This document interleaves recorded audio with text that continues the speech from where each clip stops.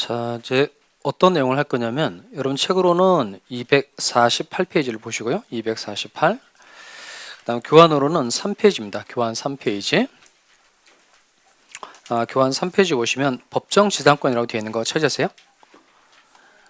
교환 3페이지 상단에 보면 법정지상권. 얘는 이제 얘를 하기 전에 우리가 지난번에 배웠던 물권원시효권 내용을 조금 복습을 좀 하고 합시다. 복습. 지난번에 배웠던 거 차근차근 복습하면 좋아요, 안 좋아요? 좋죠. 자꾸 반복해서 보고 이렇게 해요. 잘 있게 되죠. 그다음에 이 여러 번 반복하는 중에 이제 그 중에 이제 이게 몸이 좀 배고 그 중에 이제 시험 볼 때 탁탁 이렇게 튀어나오는 거니까 자꾸 나올 때마다 반복해 드리도록 하겠습니다. 먼저 요 그림을 좀 볼까요? 지난번에 배웠던 내용인데 이건 무슨 뜻이에요? 갑이 토지 소유자, 토지 하나 가지고 있고 그다음 을이라는 사람이 요 갑의 땅 위에다가 무단으로 건물을 이렇게 지은 거예요. 무단으로 건물을 이렇게 지었다는 겁니다. 그러면 남의 땅에 무단으로 건물을 지어도 을이 건물에 관해서 소유권을 취득할 수 있어요, 없어요? 할 수 있죠. 할 수 있죠. 그러니까 을이 건물 소유자인데 따라서 건물 소유권이 이제 을에게 있으니까 갑이라는 사람이 을에게 건물에서 퇴거하라라고 청구를 하는 건 돼야 안 돼요. 안 되고 무슨 청구할 수 있죠? 철거 청구할 수 있죠. 이 철거 청구와 같은 갑의 권리 이름을 이걸 물권적 청구권이라고 한다는 겁니다. 이렇게 물권에 대한 침해 또는 침해 염려가 있을 때 세 가지 할 수 있는 권리죠. 세 가지 뭐죠? 반환, 방해 제거, 방해 예방을 청구할 수 있는 권리. 이게 물권적 청구권인 겁니다. 여기는 이제 건물 철거 청구니까 방해 제거 청구를 하는 거예요. 자, 그럼 여기 잘 보시면 먼저 토지 소유자 누구죠? 토지 소유자 갑. 건물 소유자 누구예요? 을. 자, 그럼 여기는 토지 소유자와 건물 소유자가 같아요, 달라요? 달라요. 그다음에 분명 공부를 하면 의문나는 상이 반드시 생긴단 말이에요. 그럼 지난번에 부동산의 부합할 때 똑같이 무단으로 한 거 맞죠? 나무 살해할 때 갑이 토지 소유자인데 을이 무단으로 나무를 심은 거예요. 그럼 나무의 소유권 누구한테 있죠? 갑에게 있잖아요. 갑에게. 이때는 갑에게 있는 이유가 나무가 토지에 부합하기 때문에 그래요.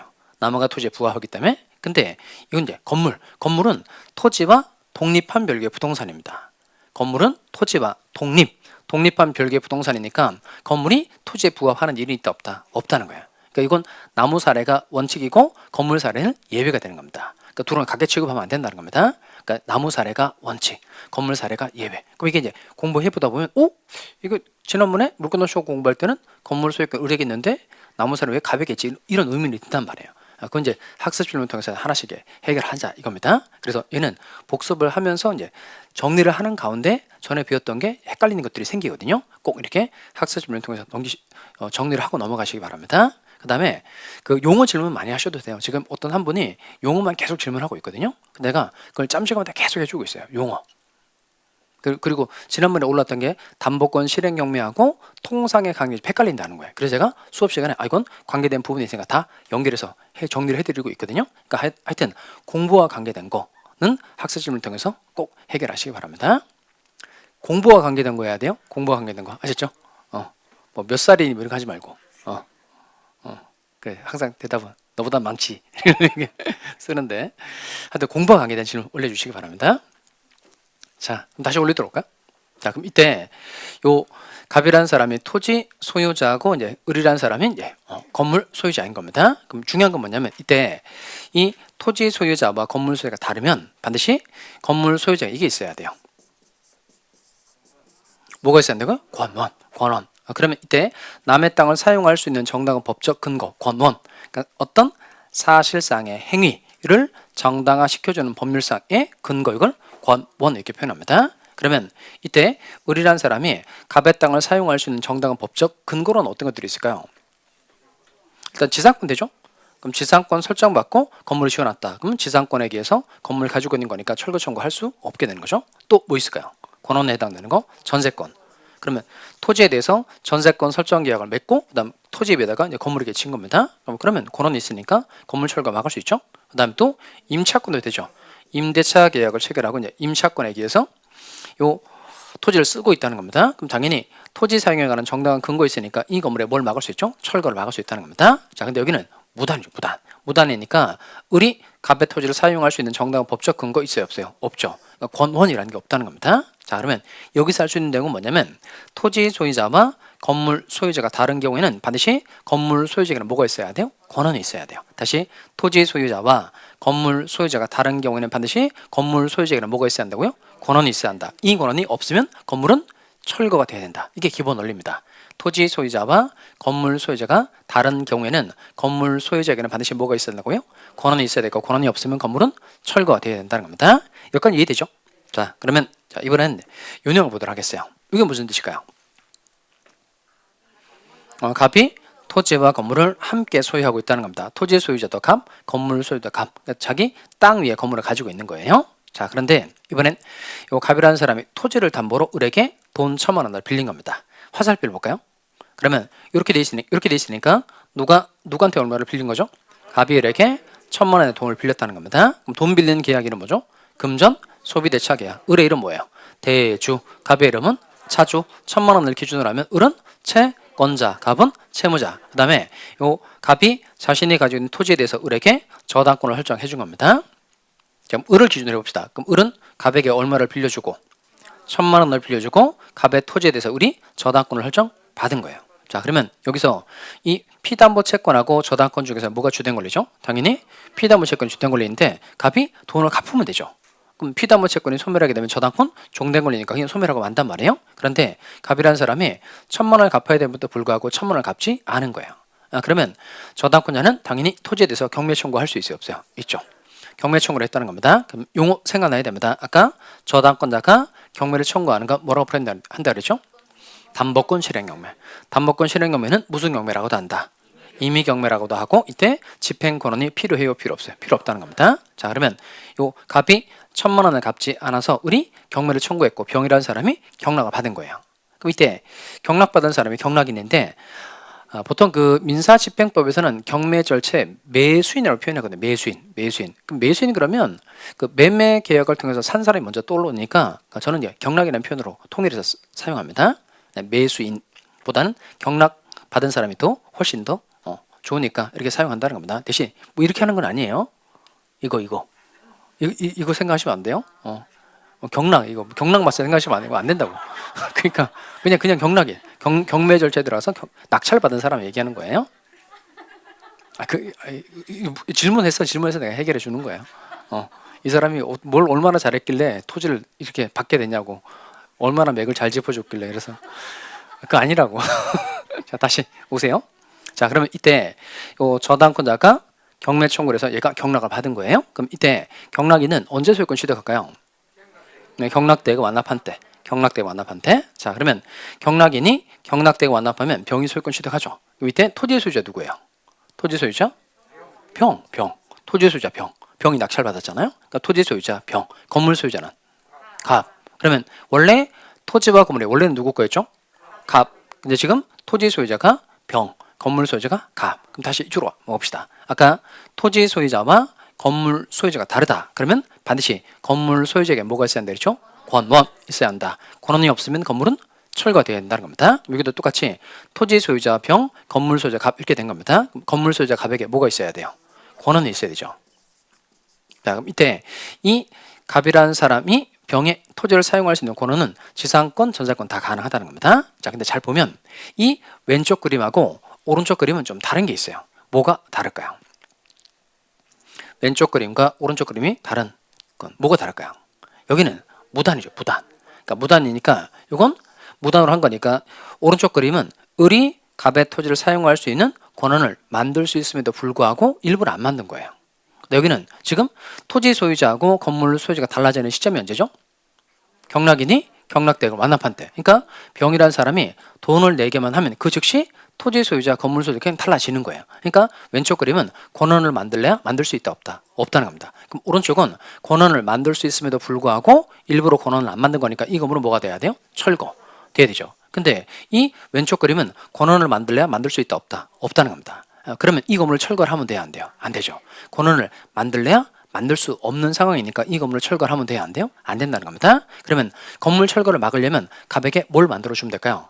권한을 만들어주면 되죠. 그러면 아까 남의 땅을 사용할 수 있는 정당한 법적 근거로 뭐 있다 그랬죠? 지상권, 그 다음에 전세권, 임차권. 그러면 이 갑이라는 사람에게 만들어 줄 수 있는 권한도 3개 정도 되는 겁니다. 먼저 지상권을 만들어 줬다. 그러면 이건 법률 규정에 의해서 만들어 준 지상권이니까 뭐가 될까요? 법정 지상권이 되는 거고, 전세권을 만들어 줬다면 법정 전세권이 되는 거고, 임차권을 만들어 줬다면 법정 임차권이 될 겁니다. 근데 이 3가지 가능한 권한 중에서 이 제도와 이 경우와 가장 유사한 경우가 이게 지상권이에요. 지상권. 지상권의 뜻이 뭐죠?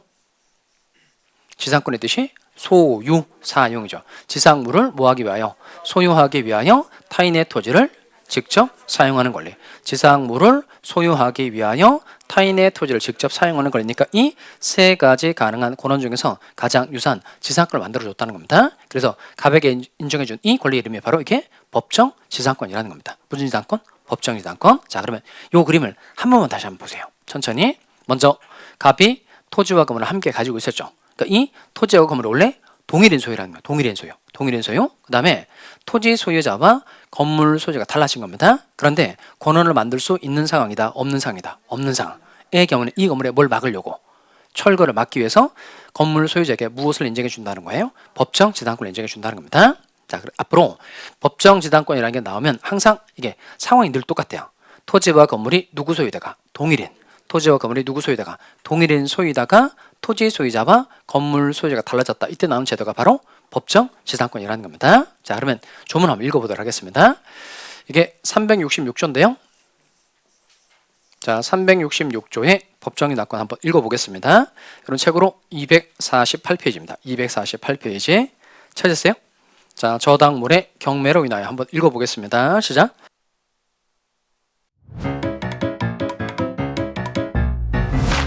에듀윌 유료 회원만의 라이브 클래스. 두 번째 시간 보겠습니다. 이제는 이제 머리 앞에 세로 갑니다. 자, 정신 차리시고 이번에 합격 진도 나갑시다. 누구세요? 전 에듀윌 교수인데요. 제가 늘 가까이 있으니까 이번엔 합격. 집에서도 학원처럼 공부하는 혜택. 오직 에듀윌 유료 회원에게만. 에듀윌. 우와, 진짜 가까이 계시네요?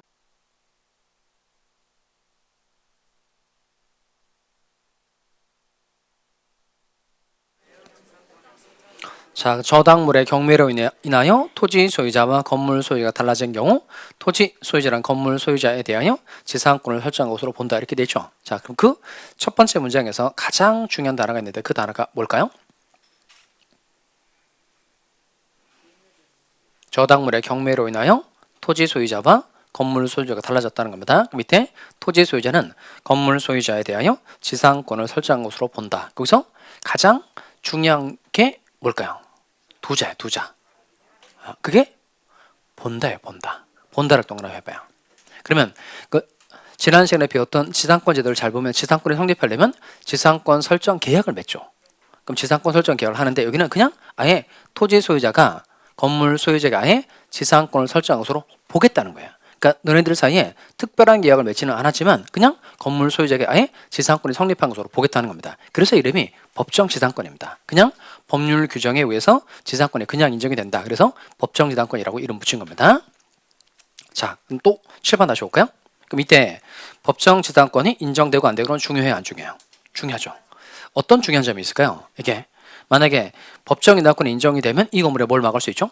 철거를 막을 수 있고 법정 지상권이 인정되지 않으면 이 건물은 철거돼야 된다는 겁니다. 그럼 이게 건물이 철거돼야 되는지 그다음 철거를 막을 수 있는지는 이 건물 소유자에게도 중요하고 토지 소유자에게도 중요합니다. 그러니까 얘한테도 중요해요. 왜냐하면 경락받은 사람이 이거 토지를 낙찰받은 이유는 뭐냐면 대부분 이게 건물을 밀어내고 그 토지 위에다가 새 건물 지어서 자기가 분양도 하고 이러려고 토지 낙찰받는 거거든요. 근데 얘는 지금 갑이라는 사람에게 법정 인하권이 인정되면 건물에 철거를 막을 수 있으니까 이 건물 철거시킬 수 있어요, 없어요? 없죠. 그 토지를 낙찰받았는데 법정 인하권이 인정이 되면 이 건물을 밀어내지 못한다는 거예요. 그러니까 건물이 존재하는 곳대로만 그냥 토지를 써야 되는 거니까 자기가 애초에 이 토지 위에 있던 건물을 밀어버리고 새 건물을 지어서 분양하려고 하는 이런 계약이 다 수포로 돌아가게 되는 겁니다. 그러니까 갑이라는 사람에게 법정 인하권이 인정되고 안 되고가 병이라는 사람에게도 중요하다, 안 중요하다? 중요하다는 거예요. 그러면 갑에게도 중요하고 병에게도 중요하니까 법정 인하권이 인정되느냐가 건물 소유자, 토지 소유자 모두에게 중대한 이해관계 변경을 초래하게 되니까 판례도 엄청 많아요. 판례도 엄청 많은데 아까도 말씀드렸다시피 그 많은 판례를 하나씩 다 외울 수가 없으니까 성립요건 가지고 판단하면 쉽다는 겁니다. 그래서 법정 이당권이 성립하려면 첫 번째가요. 읽어봅시다. 천천히 읽어보겠어요. 저당권 설정 당시 읽어봅니다. 시작. 저당권 설정 당시에 토지의 건물이 있을 거. 있을 거 여기 동그라미 합시다. 반드시 있어야 돼요. 저당권 설정 당시에 토지의 건물이 반드시 있어야 한다는 겁니다. 그러면 애초에 저당권 설정 당시에 토지의 건물이 없다면 절대 법정 이당권이 성립할 수 있어요? 없어요? 없다는 겁니다. 자, 두 번째. 저당권 설정 당시에 토지와 건물이 누구 소유일 거? 동일인 소유일 거. 다시. 저당권 설정 당시에 토지와 건물이 누구 소유일 거? 동일인 소유일 거. 자, 여기는 설정이라는 단어가 키워드입니다. 설정.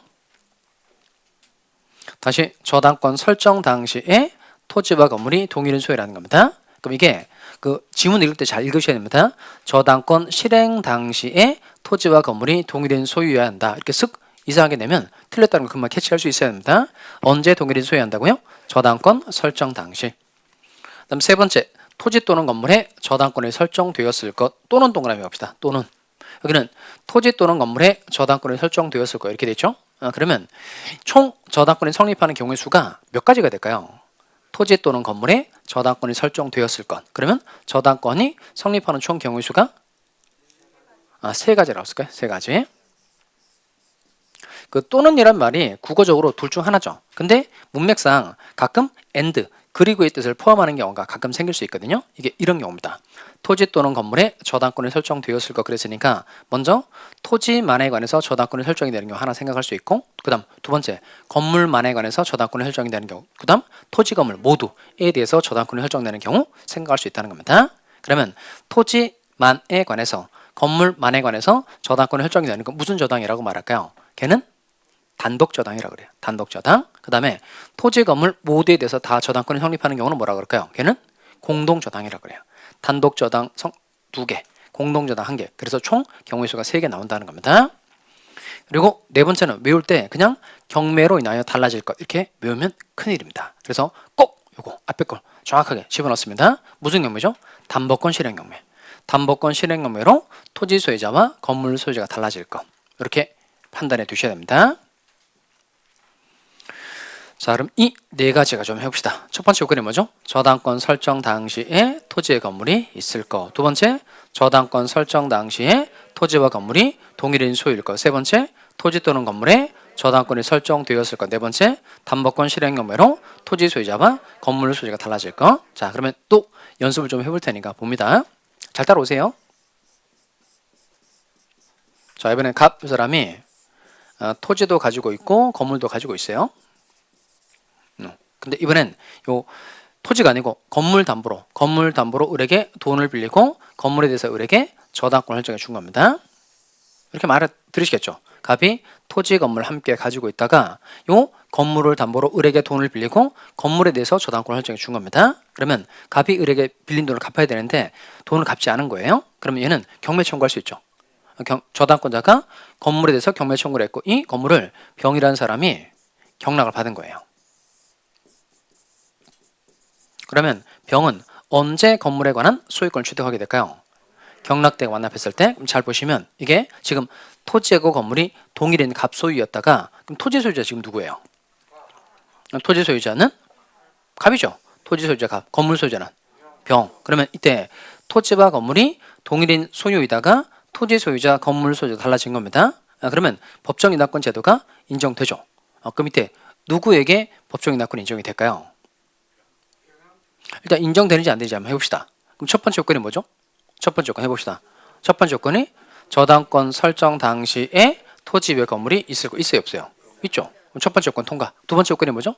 저당권 설정 당시에 토지와 건물이 동일인 소유일 것. 그러면 저당권 설정 당시에 토지 소유자 누구예요? 갑. 저당권 설정 당시에 건물 소유자 갑. 그 다음 세 번째 요건이 뭐죠? 토지 또는 건물에 저당권이 설정되었을 것. 그러면 이 건물에 저당권 설정된 거 맞죠? 네 번째, 담보권 실행 경매로 토지 소유자와 건물 소유가 달라진 거 맞죠? 그러니까 네 가지 요건에 다 해당이 된다는 겁니다. 그러면 법정 인하권이 인정이 돼야 안 돼요? 되죠.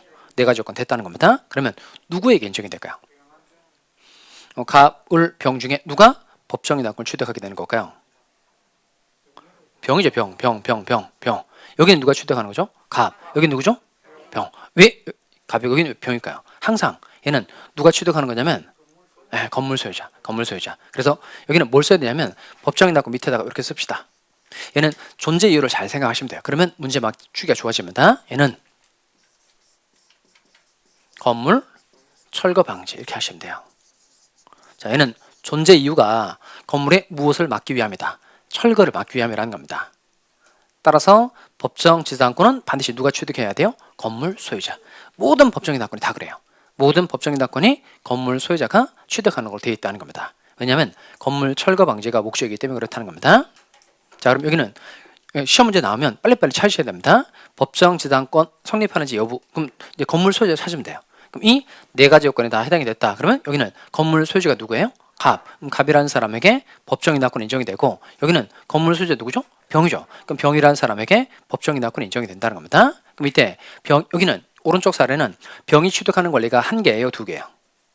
병이 취득하는 권리가 한 개다, 두 개다? 두 개죠. 두 개. 일단 건물 경락받았으니까 경락대금 내면 건물에 대해서 병이 뭐 취득할까요? 소유권. 그 이와 동시에 모두 취득하는 거죠. 법정 인하권도 함께 취득하게 된다는 겁니다. 내말 이해돼요? 자, 그러면 다시 법정 인하권의 성립 요건 네 가지 다 갖춘 겁니다. 그럼 이때 법정 인하권 인정되는 건 맞는데 잘 따라옵시다. 이제 원래 그림으로 오겠어요? 자, 갑이 토지와 건물을 함께 가지고 있다가 토지를 담보로 을에게 돈을 빌리고 저당권을 설정해 주었는데 토지 저당권이 실행이 돼서 병이 경락을 받은 겁니다. 그러면 이때 건물 철거 방지를 위해서 건물 소유자 갑에게 법정 인하권이 인정이 된다는 겁니다. 자, 그럼 이때 법정 지상권을 취득하는 건 그 취득 원인이 법률 행위예요, 법률 규정이에요? 법률 규정이죠. 따라서 이때는 몇 조가 적용될까요? 187조. 그럼 지난번에 배웠던 조문이 187조 조문이 어떻게 되죠? 상, 공, 판, 경, 기타. 상, 상소, 공, 공용징수, 판, 판결, 경, 경매, 기타 법률 규정에 의한 부동산 물건 취득 시에는 등기를 요하지 아니한다 이렇게 돼 있어요. 그럼 이때 법정 지상권을 취득하는 건 상, 공, 판, 경, 기타 중에 어디에 해당할까요? 이거 상 아니죠? 상소 아니죠? 공용징수 당연히 아니고 토지 소용 아니잖아요. 판결도 아니죠. 경매도 아니죠. 경매는 얘가 경매죠.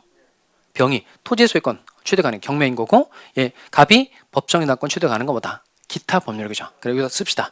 187조의 기타 법률 규정. 여기다 조만하게 씁시다. 본인이 알아볼 수 있게 제 187조의 기타 법률 규정에 해당함 이렇게 씁시다. 제 187조의 기타 법률 규정에 해당함. 이것도 기억해 두셔야 됩니다. 나중에 기타 법률 규정에 해당되는 거 중요한 것들도 많이 배우게 되거든요. 자, 제 187조의 기타 법률 규정에 해당한다는 겁니다. 자, 그게 이제 연결이 되면 뒤에 건 쉬워요. 그러면 법정 지상권 취득할 때는 등기 필요해요, 필요 없어요? 필요 없죠.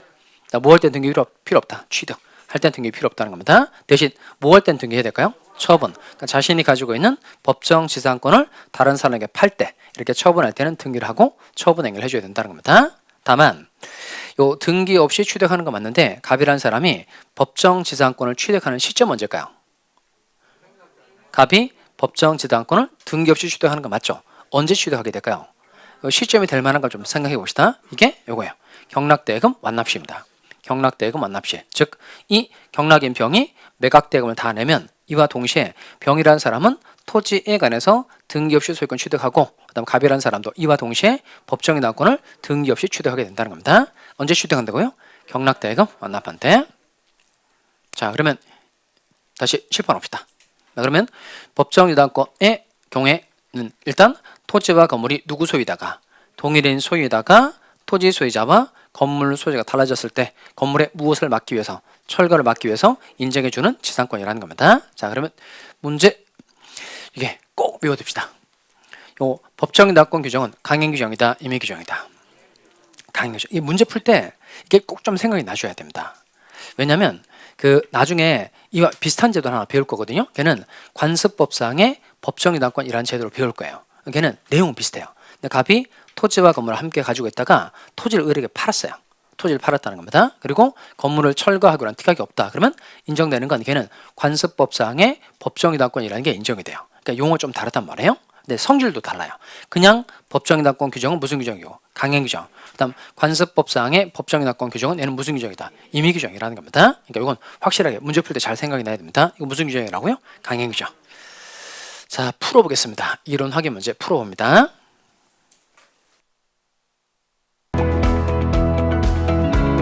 아무리 유명하시더라도 저랑 공부 스타일이 안 맞으면 그냥 안 맞더라고요. 애들 유료 회원이면 교수님들을 고를 수 있으니까 과목별로 나만의 드림팀을 만드는 느낌? 저랑 꼭 맞는 교수님을 선택할 수 있었던 게 합격 비법이었던 것 같아요.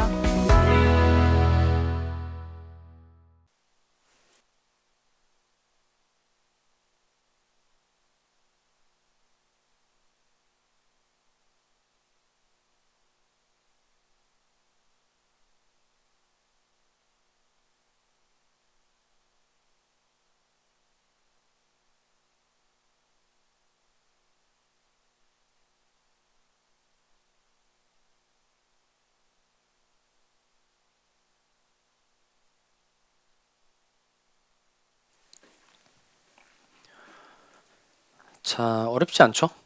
자, 같이 풀어봅시다. 담보 물건에 관한 설명으로 여기는 옳은 거 고르는 거죠. 옳은 거. 자, 첫 번째, 채무자 이외의 제3자 소유의 물건에 대해서는 유치권이 성립할 수 없다. 채무자 이외의 제3자 소유 물건에 대해서는 유치권이 성립할 수 없다. O의 X형. 그러면 유치권의 성립 요건 첫 번째가 뭐죠? 타인의 물건이나 유가증권일 거. 그러니까 그냥 타인 소유이기만 하면 되죠. 반드시 채무자 소유 물건일 필요 있다 없다? 없죠? 그럼 타인 소유이기만 하면 되니까 제3자 소유 물건에 대해서도 얼마든지 유치권이 성립할 수 있어요 없어요? 있죠. 자, 그러면 없다고 되어 있으니까 O의 X. X. 자, 그 다음에 이렇게 해놓고 난 다음에 이 지문은 좀 중요하다는 생각이 들어야 됩니다. 아까 시계 사례 잘 보면 갑이 시계 소유자고 갑이 수리대금 5만 원 내에서 채무자죠. 보통 채무자 소유 물건에 대해서 채권자가 유치권을 가지는 거예요. 근데 제3자 소유 물건에 대해서 유치권 성립할 수 있거든요. 그걸 제가 하나 지금 생각난 예를 하나 말씀드릴 테니까 이거 컴퓨터 임차한 사례 생각하시면 돼요. 컴퓨터 임차. 예를 들어서 A라는 사람이 컴퓨터를 하나 가지고 있어요. 얘 보시고 이제 이해가 되면 좋겠습니다. 그 다음에 갑이라는 사람이 이 컴퓨터를 임차한 거예요. 임대차. 자, 그러면 A는 이름 뭘까요? 물건 빌려준 사람이니까 임대인. 갑은 빌려 쓴 사람이니까 임차인이죠. 임차인. 이 컴퓨터를 가지고 있는데 이 컴퓨터가 고장이 났어요. 고장. 나서 요 을은 컴퓨터 수리업자입니다. 수리업자. 그러니까 수리업자에게 컴퓨터 수리를 맡긴 겁니다. 을은 컴퓨터를 이제 인도받아서 이제 부품을 교체하게 된 겁니다. 그래서 똑같이 수리비 5만 원 나온 거예요. 그러면 요 컴퓨터를 고장난 거 수리하느라고 수리대금 채권이 생긴 거니까 똑같이 채권과 목적물 사이에 뭐가 있을까요? 결련성이 있죠. 그럼 당연히 요 을은 수리대금 5만 원 변제받을 때까지 이 컴퓨터를 안 돌려주고 유치권 행사할 수 있어요? 없어요? 있죠. 그럼 잘 보시면 여기 채무자가 누구예요? 채무자 갑이죠. 근데 이 컴퓨터에 관한 소유권 누구한테 있죠? A한테 있죠. 이렇게 채무자 소유가 아닌 제3자에게 소유권이 있다고 하더라도 채권과 목적물 사이에 결련성이 있으면 얼마든지 유치권이 성립할 수 있다 없다? 있다는 겁니다. 그러니까 반드시 채무자 소유 물건일 필요가 있다 없다? 없다는 겁니다. 다시 채무자 이외의 제3자 소유 물건에 대해서도 얼마든지 유치권이 성립할 수 있다 없다? 있다. 틀리면 안 됩니다. 자, 요 과정 이제 해결했고요. 2번 갑시다. 유치권은 법정 남모 물건임으로 끊고 O의 X예요. O 여기는 맞죠? 법정 남모 물건 맞는데 당사자의 특약으로 유치권의 성립을 배제할 수 없다. 할 수 있죠. 이거 어떤 사례 생각나면 돼요? 세탁물 사례. 다음 주까지 갖다 주세요. 알겠습니다. 이게 유치권 없는 곳으로 하자는 특약이라는 겁니다. 그러니까 개인들 사이의 특약으로 얼마든지 유치권이 성립하는 걸 막을 수 있다는 겁니다. 3번 저당권 설정자. 설정자 키워드죠. 저당권 설정자는 피담보 채권의 채무자에 한한다. OX, X. 그럼 채무자가 보통인데 누구도 돼요. 아까 봤던 물상보증인. 물상보증인도 되기 때문에 그렇다는 겁니다. 글씨는 잘 보이세요 이거? 굵기 괜찮아요? 자, 그다음 4번 갑시다. 저당권은 종된 권리이며 끊고 OX예요. O. 종된 권리 맞죠? 그다음 저당권자에게는 점유권과 우선 매제권이 인정된다. 틀렸죠? 뭐 때문에 틀렸죠? 점유권이 틀렸죠. 저당권자 절대 목적물 점유하면 안 됩니다. 얘 대신 뭐가 들어가야 될까요? 경매권. 경매권과 우선 매제권이 인정된다. 이렇게 돼야 맞는 지문이고 점유권이 인정된다 했으니까 OX, X. 그다음 5번 채무자가 피담보 채무를 이행하지 않더라도 저당권자 중요한 사람이 나왔죠. 이게 누구 나오죠? 물상보증인. 물상보증인. 그럼 이 물상보증인 얘는 항상 무엇은 없고 채무는 없고 책임만 있는 사람이라고 했어요. 그래서 물상보증인에게 그 채무의 변제를 청구할 수 없다. OX예요. 이건 맞죠? 자, 따라서 정답은 뭘 골라야 될까요? 정답 5번 이렇게. 자, 그러면 7번 봅시다. 그러면 지금까지 우리가 배웠던 게 물건에 관한 내용을 공부를 한 겁니다. 그럼 7번 보시고 그럼 민법상의 물건 총 몇 가지 있죠? 민법상의 물건은 몇 가지다? 8가지. 8가지. 자, 그러면 8가지 개별 물건 좀 읽어보겠습니다. 천천히 읽어보겠어요. 시작. 점유권, 소유권, 지상권, 지역권, 전세권, 유치권, 질권, 저당권. 그러니까 이 중에 이 질권 부분은 우리 시험범위에서 제외되죠. 동산을 대상으로 하니까 시험범위에서 제외되고요. 그 다음에 나머지 개별 물건의 의 정도는 기초과정에 꼭 잘 정리하고 넘어가야 되겠습니다. 자, 이거 정리한 거 보도록 하겠어요. 자, 4페이지 상단에 4페이지 상단. 이거 교환 가지고 다니면서 왔다 갔다 하면서 잘 외워보시기 바랍니다. 그 어떤 분은 보니까 그 교환 나눠준 걸 이분 이렇게 그 잘라가지고 상단 하나 잘라가지고 고를 이렇게 만드셨더라고요. 상 이렇게 자를 수 있게 돼 있잖아요. 투 슬라이드 돼 있으니까 잘라가지고 고를 이렇게 왔다 갔다 전철에서 왔다 갔다 이렇게 하면서 보고 있는 사진을 보내주셨어요 저한테. 완전 감동받았어요. 나눠준 교환 거기에 그 제가 수업 시간에 강조드렸던 거 있죠. 깨알같이 적어놓으셨더라고요. 적어놓고 왔다 갔다 하면서 자기는 이제 교환만 봐도 대충 내용이 떠오른다. 그래서 지금 재미가 좀 붙어가고 있다 이렇게 하시더라고요. 그 방법도 괜찮은 것 같아요. 어쨌든 요 교환 반복해서 많이 보는 게 중요한 겁니다. 이거 꾸겨가지고 버리시고 그러면 안 돼요. 화장실에 보니까 몇 개 있더라고. 농담이고 이거 선생님들 나눠주는 교환 있잖아요. 버리지 마세요. 왜냐면 저 이거 만드느라고 시간 엄청 많이 쓰거든요. 그리고 이게 색깔 바탕색이 또 흰색이었다가 녹색으로 바뀌고 뭐 또 아직 계속 실험 중에 있거든요. 지난번보다 또 녹색도 뭐 좀 연한 녹색이다. 이번 좀 밝은 녹색이죠. 글자 좀 더 잘 보이게 하려고 어쨌든 계속 여러분에게 좋은 자료 만들려고 애를 많이 쓰고 있으니까 자료 좀 소중하게 좀 잘 아껴주시고요. 그다음에 그 흑백으로 이제 지금 되고 있는데 칼라는 좀 어려울 것 같아요. 뭐 칼라로 해달라는 분 이런 분 없겠지만 또 칼라로 해달라는 분도 있더라고요. 제가 일단 좀 얘기 드릴게요. 제가 33회 때 나눠준 그 교환이 한 3,000장 정도 되더라고요. 그걸 칼라로 이렇게 하면 아마 돈이 한 500만 원 나올 것 같아요. 그러면 배보다 몇 급이 더 크니까 이 정도만 해도 여러분 충분히 알아볼 수 있죠. 그다음에 1월달 되면 또 지난번에 제가 여기서 강의 찍을 때만 말씀드렸는지 모르겠는데 합격사라는 게 나오거든요. 제가 그 33회 때 많은 교환을 준비를 해주면서 어떤 생각이 들었냐면 그 교환을 강의 듣고 거기다 빽빽하게 잘 정리하는 사람들 있죠. 그분들은 대부분 그 합격 수기 중에 뭐가 제일 많으냐면 교환을 잘 정리해줘서 고마웠다. 그 얘기 제일 많아요. 그러니까 막판에 쭉 내용을 정리해주고 훑어보고 가니까 점수 잘 맞았다는 거거든요. 근데 교환을 잘 활용 못하는 사람도 좀 있긴 있더라고요. 그러니까 일단 강의를 다시 들을 수가 없어서 이 교환이라는 게 거기에 자기가 중요한 것들 좀 정리를 좀 잘 해놔야 잘 있게 되거든요. 본질은 제가 만든 거잖아요. 그러니까 제가 만든 거니까 이걸 여러분 걸로 만드는 노력을 좀 해야 되는데 그게 차곡차곡 쌓여져 있지 않은 교환은 잘게 잘 되지 않거든요. 그래서 그분들을 위해서 제가 고민했던 게 일단 그 칠판에서 만들 이 교환하고 그림 똑같이 제가 그려달라고 부탁했어요. 이걸 그릴 수 있는 사람이 있더라고요. 그러니까 수업 시간에 우리 좀 전에 이렇게 한 거 있죠. 이런 거 수업 시간에 한 거 이거 다 그림으로 다 그려달라고 얘기했단 말이에요. 그러니까 그 교환 내용으로 다 그림을 다 그렸단 말이에요. 그래서 그 옆에 여백에다가 제가 제 강의를 듣고 제가 다 썼어요. 내가 내 강의를 듣고 그 교환에 필요한 내용을 다 썼다고. 그걸 교환 나눠주면서 또 시간 내서 밤 2시, 3시까지 하면서 계속 1년 동안 그 쓴 거거든요. 그래서 그게 아마 1월 달에 나올 예정이에요. 1월 달에 나올 예정이니까 그 안에 칼라 다 있어요. 다 색깔 엄청 잘 돼 있고. 근데 여러분 지금 뭐 교환 나눠주는 것도 좋은 자료인데 이거 이상으로 훨씬 좋은 자료가 나갈 거예요. 그러니까 거기다가 그 얘는 이제 여러분이 읽기만 하면 돼요. 진짜 아무 노력 안 기울이고 수업 열심히 듣고 왔다 갔다 하면서 그냥 읽기만 하면 모든 내용이 정리가 될 수 있도록. 그래서 더 이상 나만 나서 떨어진 사람 없도록 하려고 만든 책이 그 책이거든요. 진짜 장난 아니게 만들었어요. 내가 진짜 보면 장난 아니게 만들어요. 장난 아니게 보면 에? 장난 아니게 만들어놨으니까 진짜 보시면 야 장난 아니구나. 그래서 그냥 막 느끼게 될 거예요. 여러분이 기대 많이 하세요. 제가 다른 책들도 제가 그 얘기도 농담삼아 그렇게 얘기했어요. 그 다른 선생님도 이렇게 물어보는데 나 그 무덤에 갈 때 그 책 무덤에 넣어달라고 그랬단 말이에요. 근데 죽어서도 그 자꾸 바꾸면서 좀 새롭게 추가할 내용. 다른 모든 나의 책들이 다 중요는 한데 왜냐하면 그 해보면 자료를 모으는 게 사실 더 어렵더라고요. 기본서들이 진짜 좋거든요. 또 법률적인 지식을 읽으면서 다 머릿속에 연상할 수 있도록 다 만들어놨으니까 기본서는 기본서대로 좋고 판례집은 또 판례대로 판례 내용만 잘 연습하면 정말 쉽거든요. 판례집대로 좋아요. 기출문제집대로 많이 반복이 되고 많이 볼 수 있어 좋고 그다음 그 출제 예상 문제, 그러니까 기출 문제 응용시켜 주는 건 응용력 키우는데 그것만큼 좋은 문제집 없거든요.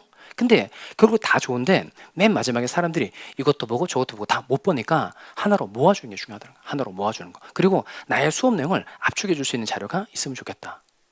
나의 수업 모든 내용을 내가 말한 것대로. 그 책은 다 내가 말하는 것대로 돼 있어요. 내가 강의에서 말하는 순서대로. 그림도 내가 말하는 것대로. 내용도 내가 말하는 것대로.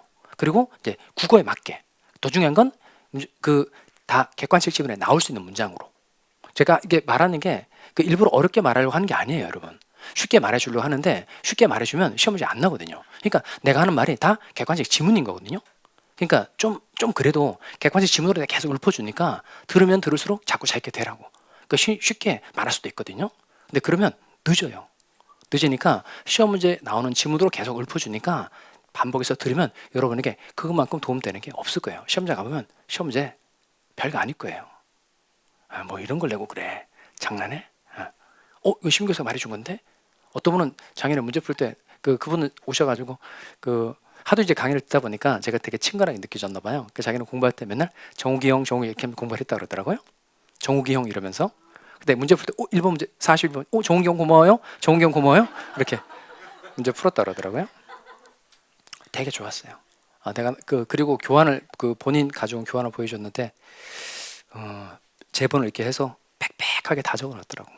제가 말한 거. 근데 그게 합격생은 그보다 훨씬 더 제가 정리를 잘해서 책을 낼 생각이거든요. 그러니까 여러분이 자료를 반복해서 보면 잘할 수 있단 말이에요. 그러니까 민법 때문에 떨어졌다. 더 이상 그런 사람 안 생기게.